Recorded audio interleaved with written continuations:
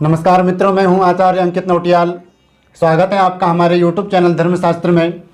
जैसे कि आप जानते हैं कि हम इस चैनल के माध्यम से धर्म से संबंधित, पूजा पाठ से संबंधित, ज्योतिष शास्त्र से संबंधित जानकारियां लाते रहते हैं। आज हम जानेंगे कि लड़की की कुंडली में विधवा योग और लड़के की कुंडली में विधुर योग कैसे बनता है, किन किन ग्रहों के माध्यम से ये योग बनता है, किन किन भावों में ये योग बनता है, और ये योग यदि किसी की जन्म कुंडली में है तो उसे क्या उपाय करना चाहिए, किस प्रकार से उनका विवाह करना चाहिए, इस पर आज हम चर्चा करेंगे। जैसे कि आज आप थंबनेल देखकर समझ गए होंगे कि आज का जो हमारा वीडियो है वो किस विषय पर आधारित है। तो आज का जो मुख्य विषय है उस पर बात करने से पहले आपको एक सूचना दे दूं। यदि आप अपने बच्चों की जन्म कुंडली बनवाना चाहते हैं या उनके भविष्य के बारे में कुछ जानना चाहते हैं या घर की समस्या के बारे में कुछ जानना चाहते हैं या आप ऑनलाइन के माध्यम से श्रीमद् भगवत गीता, श्रीमद् भागवत महापुराण या ज्योतिष में फलादेश यदि आप सीखना चाहते हैं, अपने घर में ऑनलाइन के माध्यम से पूजा पाठ करवाना चाहते हैं, तो वीडियो के नीचे संपर्क सूत्र दिया गया है। आप कॉल या SMS के माध्यम से संपर्क कर सकते हैं और जो भी आपका प्रश्न है वो आप पूछ सकते हैं। अब हम बात करते हैं आज का जो हमारा मुख्य विषय है कि जन्म कुंडली में विधवा योग और विधुर योग कैसे बनता है। ये योग मैं आपको 7 प्रकार से जन्म कुंडली में बताऊंगा। आप अपनी जन्म कुंडली में ज़रूर देखें। यदि आपको ज्योतिष का नॉलेज नहीं है तो आप किसी विद्वान ज्योतिषाचार्य से अपनी जन्म कुंडली का विश्लेषण ज़रूर कराएं ताकि इस चीज़ का आपको पता लग सके। ये योग यदि किसी की जन्म कुंडली में हो तो आप लोगों को बिल्कुल भी लापरवाही नहीं करनी चाहिए। इस योग को बिल्कुल भूलना नहीं चाहिए, इस योग को अनदेखा नहीं करना चाहिए, नहीं तो शादी के बाद बहुत बड़ी समस्या आपके सामने आ सकती है। तो किस प्रकार से ये योग बनेगा, यहाँ पर हमने कोई भी अंक नहीं लिखा है। अंक इसलिए नहीं लिखा है कि आपकी जन्म कुंडली में कोई भी लग्न हो सकता है, कोई भी अंक कहीं पर भी हो सकता है, इसलिए यहाँ पर कोई अंक नहीं लिखा है। पर ग्रह हमने जिस प्रकार से यहाँ बताए हैं, ग्रह आपके वैसे ही होने चाहिए। इस योग में अंक का कोई महत्व यहाँ पर नहीं है।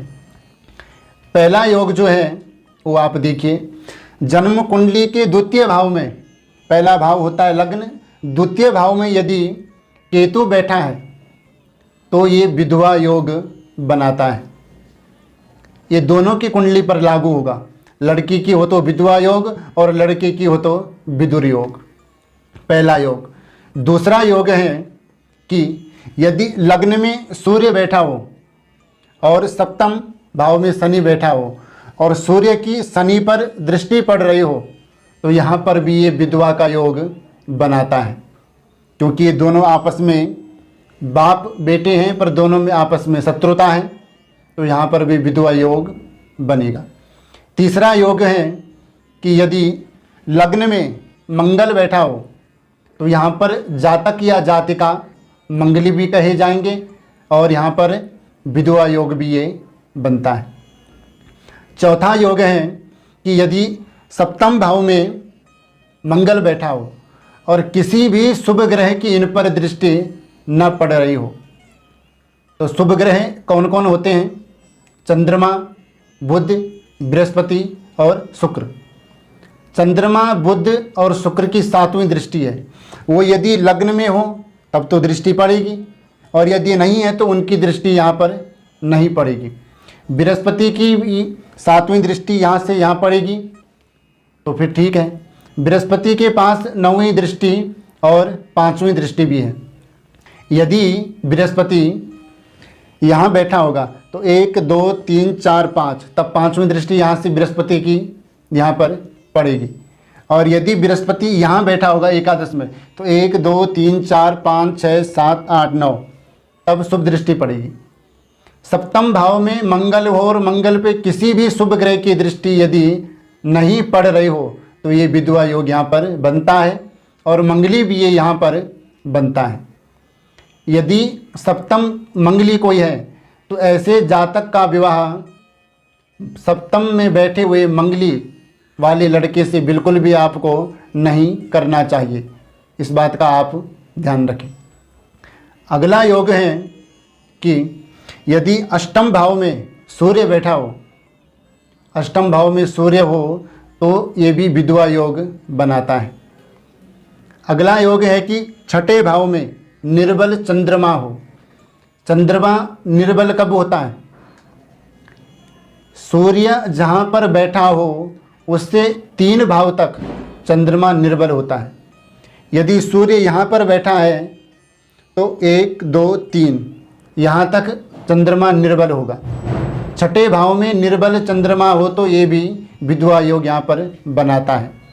अगला योग है कि यदि दसम भाव में राहु या केतु में से एक भी ग्रह बैठा हो तो ये यहाँ पर विधवा योग बनाता है या लड़के की कुंडली में विदुर योग ये बनाता है। विधवा योग यदि आपकी जन्म कुंडली में है तो आपको अपनी बेटी का विवाह किसी आयुष्यवान व्यक्ति के साथ करना चाहिए जिसकी जन्म कुंडली में आयुष्यवान योग हो। और यदि किसी लड़के की कुंडली में विदुर योग है तो उसको आयुष्यवान लड़की जो हो उससे विवाह करना चाहिए।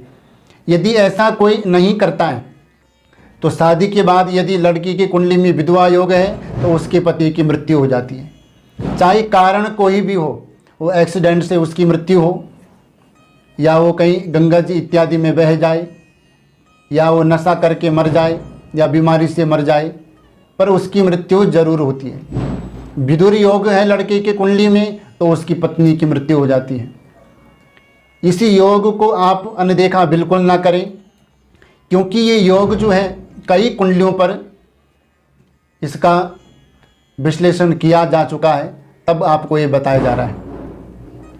कुछ नास्तिक लोग होते हैं जो नहीं मानते हैं, तो एक कुंडली का हमने विश्लेषण किया था जिसमें लड़की की कुंडली में विधवा योग था, पर उनके घर वालों ने फिर भी उनकी शादी कर दी और वो योग जो है उस योग के बारे में किसी को कुछ नहीं बताया। उनके घर वालों ने ये कह दिया कि हमने जन्म कुंडली जुड़वा दी। उसके बाद 1-2 साल के बाद जब उसका एक पुत्र हो गया तो उसके बाद उसकी पति की मृत्यु हो गई। तो तब उनके जो लड़के के परिवार वाले हैं उन्होंने कुंडलियां दिखवाई किसी को, तब उनको पता चला कि जो ये लड़की है ये पति के लिए ख़राब थी, इसकी जन्म कुंडली में विधवा योग था, तो तब वो कुछ भी नहीं कर सकते हैं। तो इसलिए आप अपने लड़के या लड़की की कुंडली में ये योग ज़रूर देखें, इस योग को अनदेखा बिल्कुल ना करें। तो आज के लिए इतना ही। मुझे विश्वास है कि हमारे द्वारा दी गई जानकारी आपको ज़रूर पसंद आई होगी, और हमारे द्वारा दी गई जानकारी आपको पसंद आए तो हमारे चैनल को सब्सक्राइब करें, लाइक करें, वीडियो को ज़्यादा से ज़्यादा आप शेयर करें ताकि ये जानकारी सभी तक पहुंच सकें। कमेंट करके ज़रूर बताएं। मिलते हैं एक नए योग के साथ, तब तक के लिए जय जय श्री राधे।